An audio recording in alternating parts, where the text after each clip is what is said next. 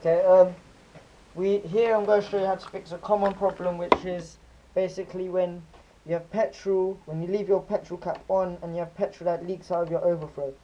This can be in quite a common error in many motors, or in just some. Just depends on what kind of carb you have, if it's old, new. Mine was quite new, but every now and then I get some petrol that leaks out. So first thing you want to do is get a Phillips screwdriver, like a fine kind. Yeah. Once you get that, you want to take off this screw. When you take off the screw, there's going to be petrol that comes out. So just bear with me with the light, because the light is in the cup.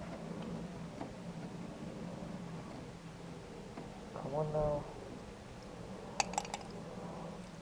Okay. Once you've done that, what you want to do, just tip it over, make sure you get all the petrol out.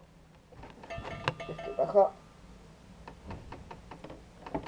Once you've done that, what you want to do is you want to remove two screws. One up here and one on the other side. And keep them so you don't lose them.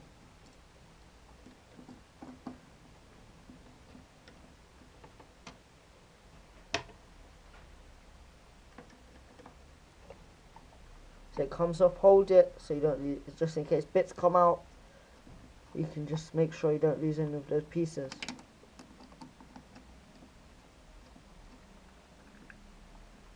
Once that comes off, might be a bit more petrol, it drips, but make sure, just don't worry about that, just keep the screw where it is.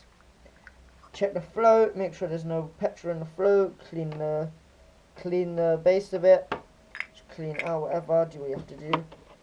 And then what you want to do, make sure this pin doesn't come out here, because if you lose that pin you're in trouble.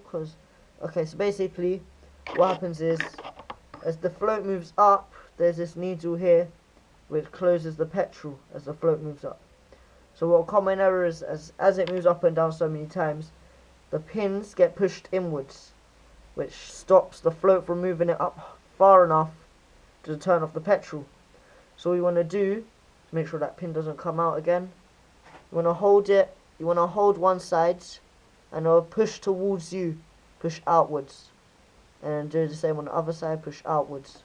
Once you've done that, it should be easier for the petrol to open and close. If you want, you can turn on the petrol and do a quick test of it, but you don't really need to. Basically just a trial and error. So you just keep on trying and trying until you get it perfectly.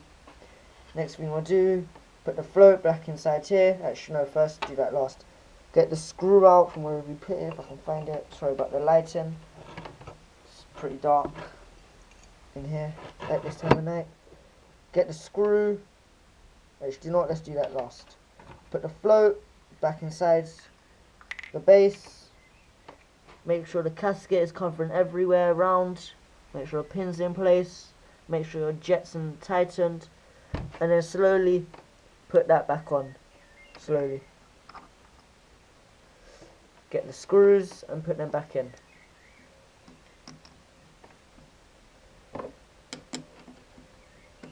As you're tightening them, don't tighten one side too much. Just tighten it enough till it holds the actual base in place. Get the other screw, put it in, and then you want to tighten both screws gradually so the base goes in evenly on both sides. So when the screw stops on that side, once it starts to get stiff, start on this side, then you go back to this side, turn it in a bit, go back to this side, turn it, go back to that side, turn it, go back to this side. This side ain't moving anymore, and neither is that side. Then you want to get your last screw which took out at the beginning, put it back in here. You might want to turn it a bit by hand just so it stays there. Put the screwdriver there, turn, tighten, and put your overflow back into place. Once you've done that, you can go ahead and open your petrol, and petrol shouldn't really come out of your overflow. Hope you enjoyed this tutorial about how to stop the carburetor from leaking over the overflow. I've had this on now for a couple of minutes, and as you can tell, it's not leaking. That's a good sign. just subscribe, share, like and comment or whatever. Thank you for watching.